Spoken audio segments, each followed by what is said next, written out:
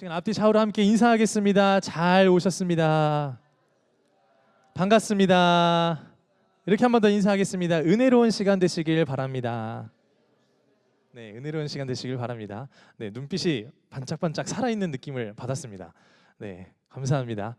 오늘 예배는 찬양을 조금 짧게 하고 설교를 한 후에 그 후에 이제 예람 찬양팀의 또 찬양이 이어지게 됩니다. 기억해 주시고 네, 축도 후에 나가지 마시고 찬양 쭉 이어서 해주시면 될 것 같습니다.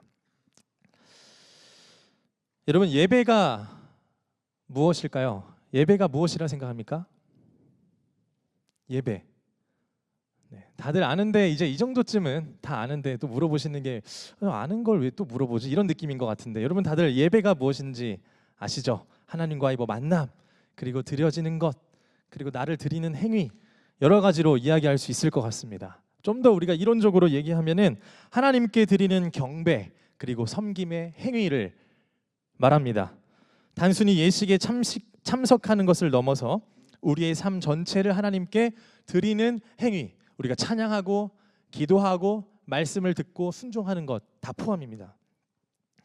그런데 다른 말로 하면 예배란 나에게 가장 가치 있다고 여겨지는 것을 인정하는 것입니다. 조금 더 한 번 더 말씀을 드리면 이 예배가 무엇이냐 하면 우리가 예배를 드린다. 그리고 또 예배라고 정의를 하잖아요. 그거를 어떤 의미로 해석할 수 있냐면 내게 가장 가치 있다고 여겨지는 것을 인정하는 거예요. 인정하는 행위. 그게 바로 예배입니다. 그리고 그렇게 예배를 드리는 것과 동시에 가장 가치 있는 것 외에 부수적인 것들이 우선순위가 재배열되기 시작하죠. 가장 우선적으로 가치 있다고 여겨졌던 것이 제일 먼저, 그리고 그 뒤에 있던 것들이 이제 재배열되기 시작합니다. 여러분, 우리 살면서 이러한 우선순위가 계속 바뀌는 것을 좀 경험하지 않나요? 우리가 이 예배 후에 보면 또 예수님이 한 3순위, 4순위로 밀릴 수 있어요. 오늘 이 예배의 시간은 예수님이 가장 우선인 것 같은데 우리가 살다 보면 우리의 예배의 대상이 순서가 뒤바뀝니다. 왜 그럴까요, 여러분? 우리가 예배하는 대상이 달라지기 때문이에요. 이 원수도 사랑해야 하는데 그 사람도 정말 하나님의 형상인데 그거 알고 그 말씀에 써 있는 것도 알매도 불구하고 그 사실도 무시할 정도로 내가 누군가에게 분노하고 있다는 것, 참을 수 없는 것, 욕망을 선택하게 되는 것, 여러분 그것도 예배하는 것의 결과입니다. 그것을 어떤 무언가를 예배하고 있는 거예요. 욕망, 성공, 돈, 이성 친구, 자기 만족, 여러 가지가 다 이 예배의 대상이 되곤 합니다. 그래서 거기에 꽂히면 이제 다른 무가치한 것들도 이제 다 무의미해져 버립니다. 그 외에 있는 것들도. 돈 문제 때문에 사람들을 배신하는 일도 있고, 이 얄팍한 신념 때문에 폭력을 가하기도 하고, 여러분 인종 욕구가 채워지지 않으면 어떤 모임과 공동체를 떠나기도 하고,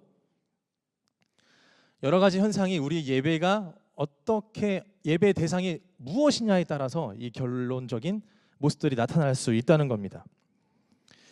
그래서 여러분들 한번 고민해 보시길 바랍니다. 오늘 셀 모임 때도 여러분들이 나누겠지만 우리는 과연 예수님을 가장 가치 있다고 여기고 있는지, 그런 마음으로 예배 가운데 나오는지, 하나님이 나의 최우선으로 내 안에 모셔지고 있는지 한번 진지하게 고민해 보시길 바랍니다.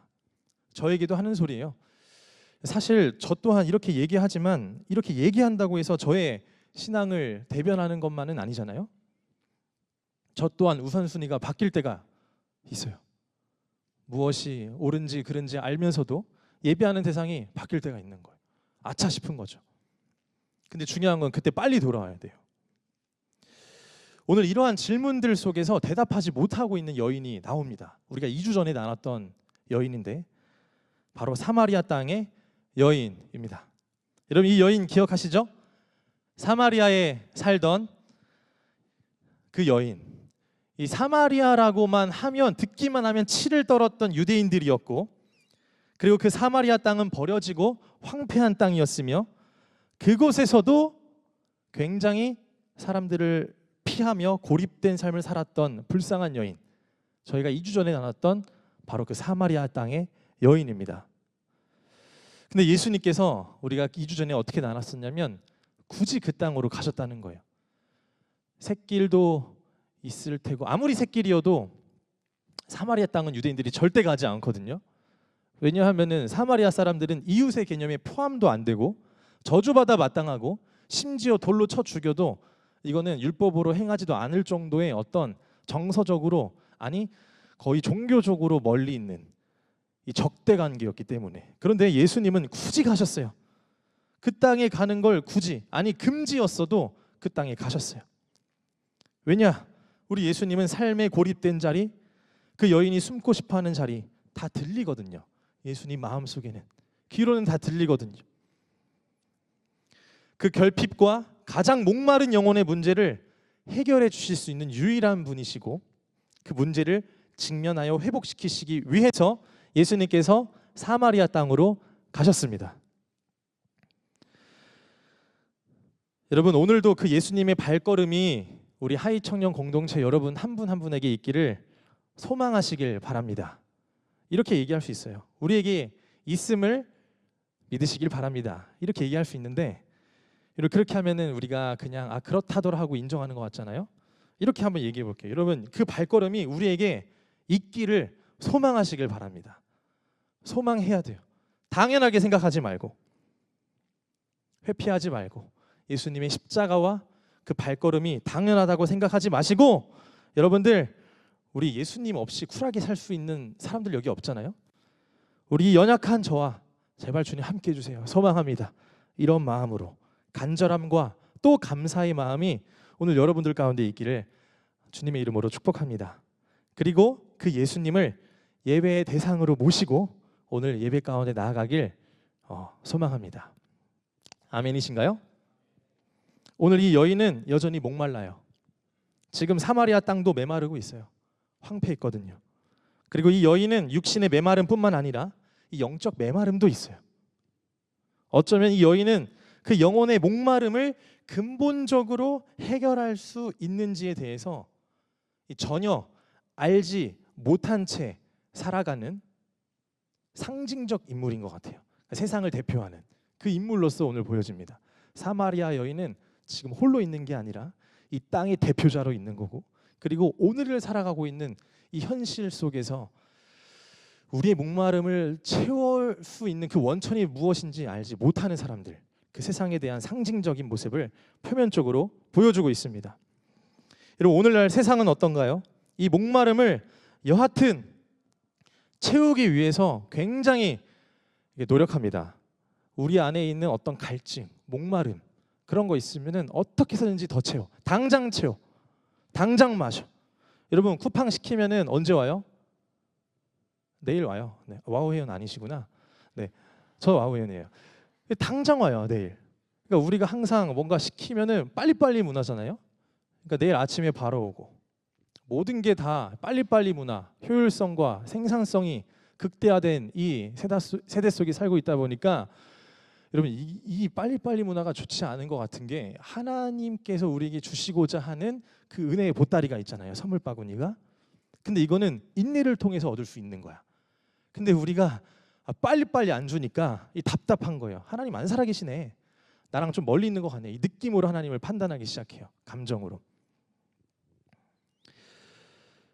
우리는 항상 이걸 당장 채워야 된다, 당장 일단 채워야 된다, 이런 식의 생각을 가지고 살아갑니다.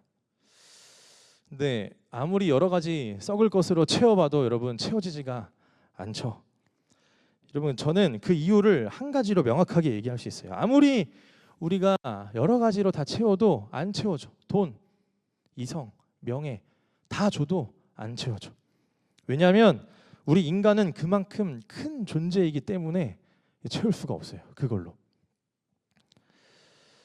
그런데 인간이 가지고 있는 그 구멍을 우리 예수님께서는 영원히 채울 수 있다고 말씀하셨습니다. 그 목마름 내가 유일하게 채울 수 있는데 얘기하셨어요. 내가 주는 물을 마시는 자는 영원히 목마르지 아니하리니. 우리는 많은 것들을 많이 채우려고 해요. 다 느끼실 겁니다. 잘 안 채워져요. 금융치료? 여러분 오늘 만약에 여러분들에게 질문해 볼게요. 만약에 오늘 나의 이 존재의 숨쉬는 숨결을 느낄 수 있게 하시는 그 원천을 깨닫는 역사가 오늘 이 시간에 여러분들에게 다 주어진다 생각해 보세요. 근데 오늘 이 예배를 안 드리면은 금융치료 한 명당 10억을 준대요. 오늘 여러분 10억 받을래요? 예배 드리실래요? 한번 10억 받겠다 하시는 분 한번 손을 한번 살짝 들어보시. 전도사님 왜 손 방금? 네. 근데 너무 많을 것 같으니까 들지 마시고. 네. 이거 바로 기도로 이어가야 할 것 같아요. 그렇죠? 네. 그럼 온전한 만족을 줄 수가 없습니다. 그러나 이런 사람은 여러분 체험을 얻어요. 어떤 사람이냐 하면 내 자신에게서 내 안에서 가능성이 없다. 내 안에서 구원의 능력이 없다라고 느끼는 사람. 그러니까 생수를 찾는 사람. 그 사람은 분명히 생수를 주시는 분에게 삶을 드리기로 작정한 자, 만나기로 한 자는 반드시 만나게 되어 있습니다. 그런 사람들은 꼭 체험을 얻게 되어 있습니다. 왜냐하면 예수님이 약속해 주셨기 때문입니다. 그때부터 이상한 감정이 들어요. 자족하기 시작해요. 만족을 느끼기 시작하고 내 안에 있던 불안과 두려움이 무뎌지기 시작하고 사라지기 시작해요. 무너지기 시작한다는 거죠. 통장도 내 삶도 까보면 얻어낸 것 하나 없는 것 같은데 비로소 존재 자체로 기뻐할 수 있는 심장이 뛰기 시작합니다. 나를 면밀히 검토해서 보면 답이 없는데 영원한 생수를 주시는 그분을 바라보면 이상하게 소망이 생겨요. 여러분 이러한 소망 우리 하이 청년 공동체 가운데 한 사람도 빠짐없이 충만히 있기를 정말 간절히 축복합니다. 이게 여러분들의 그리고 저와 여러분의 기도 제목이 되길 바랍니다. 어떤 불안과 어떤 공허와 허무도 우리를 매이게 할 수 없고 생수를 주시는 그분에게 우리의 삶에 그리고 우리 존재의 원천이 있으니 능히 그런 것들을 이겨내고 나아가는 이 목마름도 예수님으로 채워내는 그런 여러분 되시길 바랍니다. 그러나 오늘 여기 나온 여인은 어때요, 여러분? 일단 이 삶을 다시 한번 보면 5번 이혼했어요. 그러니까 5번의 남편이 있었다가도 5번의 남편이 없었음을 경험한 거예요.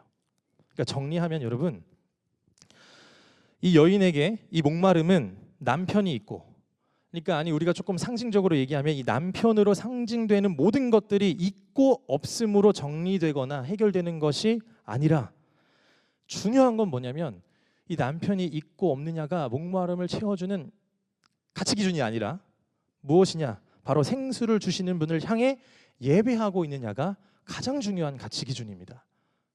오늘 이 자리에 나오셨잖아요, 여러분. 오늘 이 자리에서 누굴 향하고 있는지를 한번 마음속에 비춰보시기를 바랍니다. 내가 저 친구 왔나? 이 친구 왔나? 그게 중요한 게 아니고 그리고 내가 오늘 투두리스트 중에 하나 교회 참석해서 예배 드렸다 안 드렸다? 드렸네. 체킹. 이 정도의 수준으로 예배를 드리는 게 아니라 내가 오늘 진실로 내 마음의 깊은 곳에서 누굴 향하고 있는지를 점검하고 그분을 향해 나아가는 것. 여러분 이 기준과 질문이 정말로 중요한 지표가 될 것입니다. 그렇게 이야기하면서 오늘 19절입니다. 대화의 주제가 자연스럽게 바뀝니다. 한번 우리 19절 말씀을 띄워주실 수 있으면 한번 띄워주시고 다 같이 한번 읽어보겠습니다. 시작. 방금 이야기했던 내용들은 이전까지 쭉 이야기했거든요. 이 사마리아 여인과 딥톡을 하신 거예요. 그러니까 이제 이 여인이 선지자로소이다 라고 이렇게 고백하기 시작해요. 그러다가 20절 한번 읽어보겠습니다. 시작.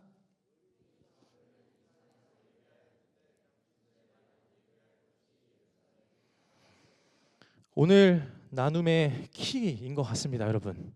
우리 조상들은 이 산에서 예배하였는데 당신들의 말은 예배할 곳이 예루살렘에 있다 하더이다. 여러분 이게 무슨 말이냐 하면은 이제 대화의 주제를 남편에서 살짝 예배로 바꾸기 시작하는 거예요. 근데 예수님이 너 왜 갑자기 딴소리해? 이렇게 얘기 안 하고 이 대화를 이어가시면서 대답해 주시는 거예요. 근데 여러분 이게 어떤 역사적 배경이 있는지 여러분들 좀 들어봐야 되는데, 이제 바벨론 포로 70년 기간 동안 포로의 생활을 하고 귀환합니다. 이스라엘 백성들이 이스라엘 땅에 도착했는데 성전이 파괴되어 있어요. 근데 처음에 이 사마리아 사람들이 와서 도와주겠다고 얘기해요. 근데 이스라엘 백성들이 어떻게 하죠? 도와달라고 해요? 도와달라고 하지 않아요? 네, 맞아요. 도와달라고 하지 않아요. 도와달라고 하지 않고 왜 안 했냐면은 일단 사마리아 사람들은 굉장히 이방 자폰, 그러니까 우상을 숭배하고 있었기 때문에 이 성스러운 정체성을 만드는 성전에 같이 함께할 수 없다고 거절을 해요. 근데 그때부터 이 사마리아 사람들이 본 거예요. 살짝 화가 나가지고 안 되겠다, 얘네 도와주지 말고 방해해야겠다 해가지고 이제 방해하는 것을 체계적으로 방해하기 시작하고, 그것도 통하지 않으니 어떻게 하냐, 이제 이 산이라고 얘기했던 이 말씀에서 그리심산이거든요. 그 산에서 자기들만의 성전을 짓기 시작합니다. 짝퉁. 예루살렘에 있는 그 성, 그곳에서 이 솔로몬 성전이 지어졌었는데, 근데 이제 이들은 그리심산에서, 그 땅이 어떤 땅이냐면 세겜 땅이거든요. 근데 이 솔로몬 성전이 지어지기 훨씬 전에, 그러니까 아브라함이 이삭을 바쳤던 그때, 그러니까 훨씬 전에 있었던 전통의 권위를 사마리아 사람들이 끌고 와서 이 땅에서 우리는 성전을 지었다라고 얘기하면서 이 유대인들보다 우월성을 더 가져가려고 해요. 짝퉁인데도 불구하고 우리는 예전에 훨씬 더 깊이 오래된 조상이었던 아브라함 때부터 있었던 이 땅에서 우리는 예배를 드린다 하고 성전을 짓기 시작합니다. 여러분 짝퉁이에요. 짝퉁. 제가 이번에 여러분들 그 휴가를 다녀왔는데 그 한시장을 다녀왔어요. 나라에서. 근데 거기 가는데 한시장에 이 나이키, 제가 반바지를 진짜 좋아하거든요. 이제 운동하려고 드라이핏. 근데 이게 죄송해요. 너무. 근데 얼마인 줄 아세요? 반바지? 3,000원이에요. 어떻게 알았어요? 네, 3,000원밖에 안 하는 거예요. 제가 이거 보면서 이거 우리 청년부 풋살팀 애들 거 다 사줄까? 이 생각을 했는데 일단 한번 입어보고 사든지 하자 해가지고 입었거든요. 그 다음날 있던 여기 단추가 여기 허벅지를 찔러가지고 지금도 아파요. 여기 만지면 여러분. 못 사줄 것 같아요. 짝퉁이에요, 여러분. 뭔가 짝퉁은 항상 탈이 나고 뭔가 가시가 있어요. 사마리아 사람들도 그랬어요. 이 짝퉁의 성전을 짓고 짝퉁의 예배를 드리는데 빈틈이 생기는 거예요. 왜냐? 사랑이 없고 오히려 적대적이고 정죄와 판단이 난무하는 거예요. 그래서 모든 사람들과 나라, 마을들로부터 이제 분리되기 시작하는 거죠. 그러한 상황 속에서 사마리아인이었던 이 여인이 얘기하는 거예요. 우리는 이 산에서 예배 드리는데 당신은 예루살렘 성에서 예배 드리지 않냐, 이렇게 얘기합니다. 자, 근데 그때 우리 예수님께서 하신 말씀이 21절부터 24절까지 있습니다. 우리 한번 21절부터 24절 조금 길지만 한 목소리로 쭉 읽어보겠습니다. 시작.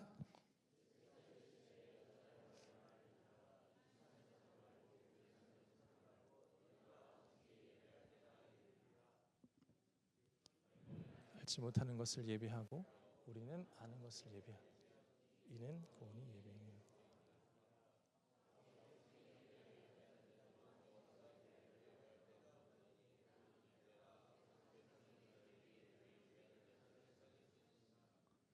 하나님은 영이시니 예배하는 자가 영과 진리로 예배할지니라. 네, 오늘의 말씀입니다. 여러분, 오늘 이 여인과 예수님의 대화가 또 한 가지 주제가 바뀌면서 나타나는 게 있습니다. 쉽게 말하면 이거예요. 예배는 어디서 드려야 합니까? 이 산입니까? 저 산입니까? 그리심 산입니까? 저기 예루살렘 산입니까? 라고 지금 묻는 거예요. 그런데 예수님께서는 오늘 이 예배 장소에 대한 논쟁을 예배의 본질의 문제로 바꿔주시기 시작합니다. 장소가 아니라 영과 진리로 예배할 때가 온다고 말씀하시는 겁니다. 여러분, 사람들은 항상 장소 그리고 형식, 방법에 집중합니다. 제가 주일날 예배를 드렸거든요.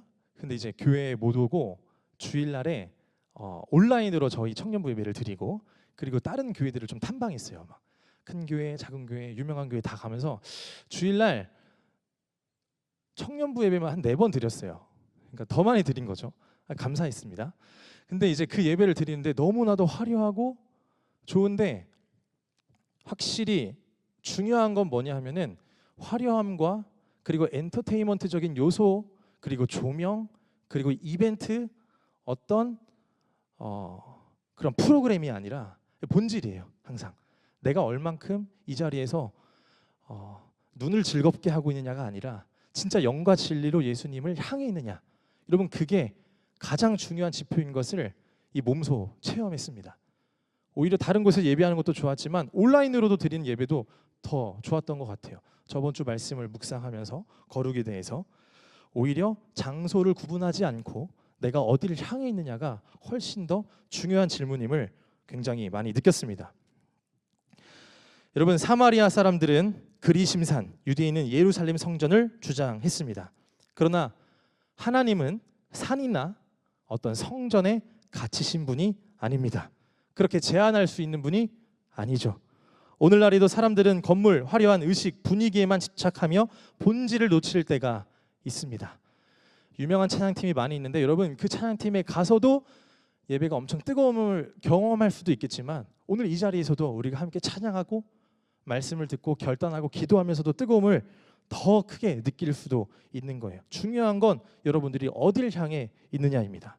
참된 예배는 장소에 갇히지 않습니다. 그리고 우리 예수님께서는 아버지께 참되게 예배하는 자들을 오늘 어떻게 하신다고 하셨죠? 찾으신다고 하셨습니다. 찾으시고 계세요.